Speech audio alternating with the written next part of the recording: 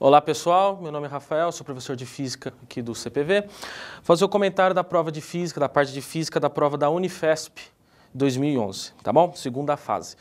A prova de Física começou na questão número 11, era uma questão que abordava cinemática, lançamento vertical, né? A gente tinha aqui três bolinhas idênticas que foram lançadas com a mesma velocidade inicial, porém não foram ao mesmo tempo. A primeira foi lançada, a segunda foi lançada 1 segundo após o lançamento da primeira e a terceira só foi lançada quando a primeira esfera chegou ao chão, tá? No item A, ele perguntou a altura máxima atingida pela primeira bolinha, pela primeira esfera, e o instante do lançamento da terceira bolinha. Tá?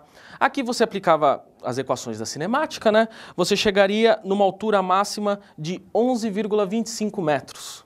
Tá? E o tempo da terceira bolinha que foi lançada é igual ao tempo de todo o lançamento da primeira esfera. Então, o tempo total, que é o mesmo que o tempo do lançamento da terceira esfera, seria de 3 segundos. Esse é o item A, com essas duas respostas. O item B, ele perguntava o instante e a altura H, que indicava na figura, que a primeira e a segunda bolinha se cruzavam. Tá? Era uma pergunta que envolvia a questão do encontro, né?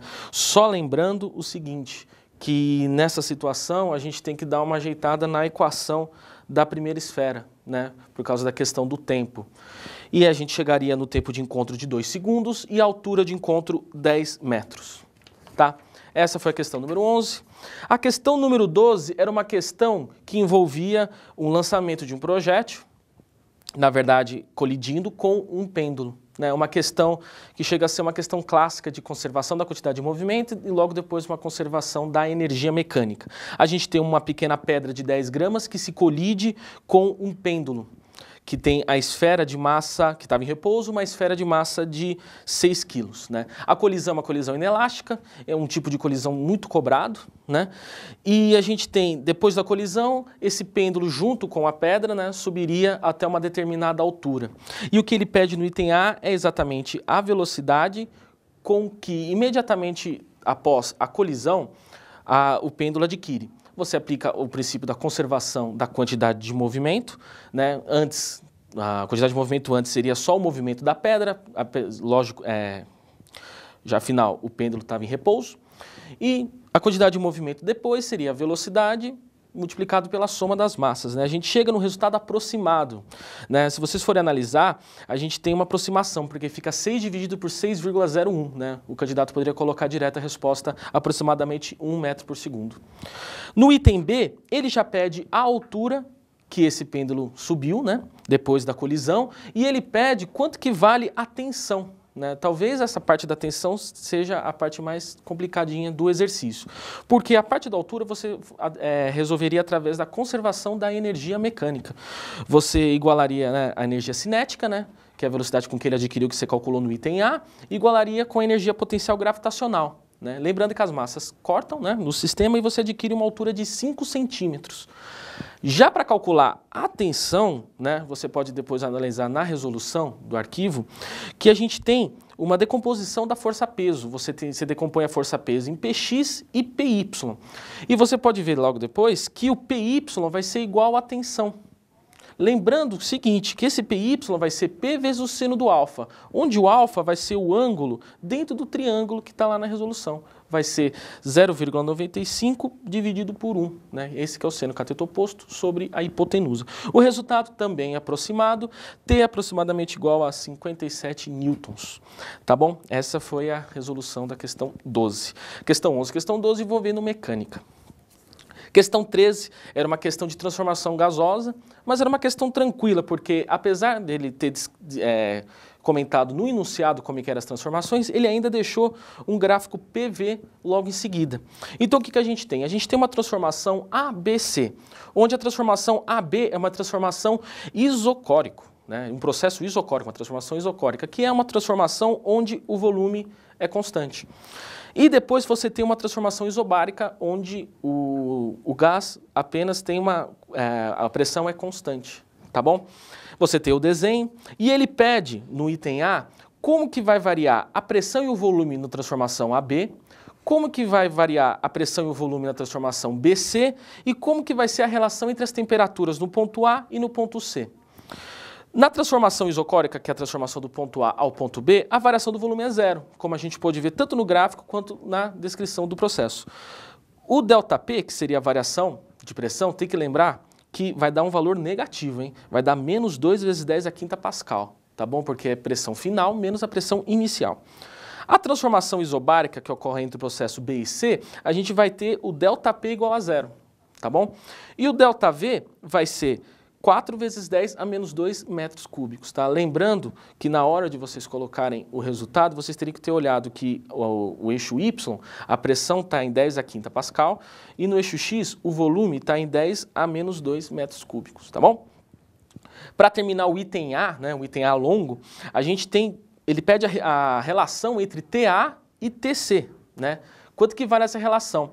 Você faz aquele processo, né, aplicação da fórmula PV-T-Pivotal, né, o famoso PV-T-Pivotal, o que você tem? Você tem que a razão entre TA sobre TC dá 1, né? Então, o processo entre A e C, a temperatura é igual, né? A temperatura acaba sendo TA igual a TC. No item B, ele pede a quantidade, calcule a quantidade total de calor trocado no processo termodinâmico ABC.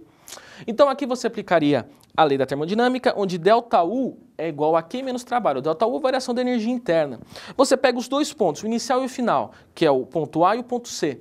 Você viu, candidato, no item A, que TA é igual a TC. Então, a variação da energia interna é zero. Logo, o Q, que é a quantidade de calor total, vai ser igual ao trabalho. O trabalho você calcula através da área do gráfico, né? Lembrando que de A para B não realiza trabalho, né? O trabalho é zero. De B para C, o trabalho vai dar 4.000 joules. Logo, quantidade de calor trocada, 4.000 joules ou 4 quilojoules, tá? Os dois respostas estavam certas, 4.000 joules ou 4 quilojoules. Essa foi a questão 13. Questão 14, uma questão que envolvia a parte de circuitos, né? Exatamente, parte de circuitos. Lembrando o seguinte, lembrando que você tem aqui o circuito A e o circuito B, utilizando as mesmas quantidades de lâmpadas, né? Só que ele comenta o seguinte, ele te dá a especificação da lâmpada, todas as lâmpadas são iguais. No circuito A você tem 2 lâmpadas em série, mais outras 2 lâmpadas em série, e esse conjunto está em paralelo. No circuito B, a gente tem as 4 lâmpadas em série, tá bom? E ele pergunta no item A 3 coisas, na verdade. Ele pergunta quanto que vale a resistência de uma lâmpada e quanto que vale a resistência equivalente do circuito A e circuito B. Uma questão simples, de um circuito tranquilo. A resistência da lâmpada você pega pela especificação, né? Você tem aqui a potência de 100 watts e você tem aqui a voltagem de 110, né? Então, quando aplica uma voltagem de 110 volts, a potência é 100, né? Você tem aqui que a resistência da lâmpada é de 121 ohms, tá? A resistência equivalente do circuito A, resultado final, 121 ohms, e do circuito B, 484 ohms.